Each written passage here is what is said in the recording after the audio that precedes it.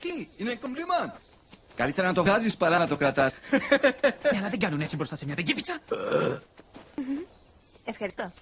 Και αυτή άξεστη είναι. Ξέρεις, σε φανταζόμουν εντελώς διαφορετική. Τότε. Δεν θα έπρεπε να κρίνεις τους άλλους πριν τους γνωρίσεις.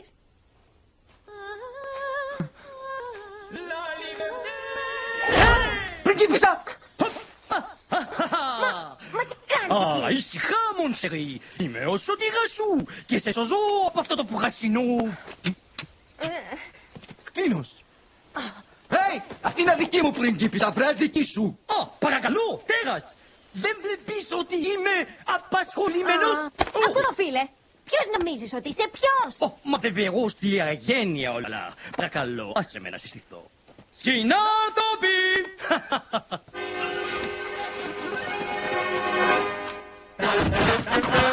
Τα κλέβω εγώ, τα δίνω στο φτωχό. Κρατάει τα ποσοστά του. Κρατάω και κάτι. Και όταν σώσω κοπελιές, είμαι τρομερός.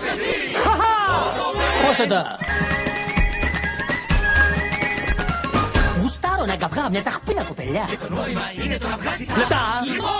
Γίγανα και ξεπίδα και γράπω την κύρα κακό.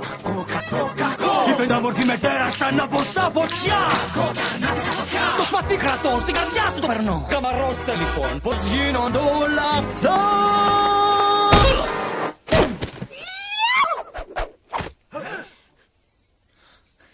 Τι ενοχλητική.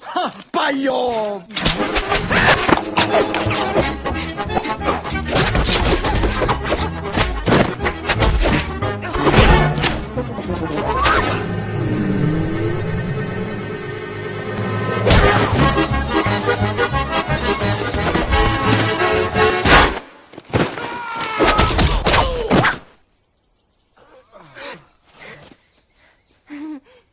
Πάμε.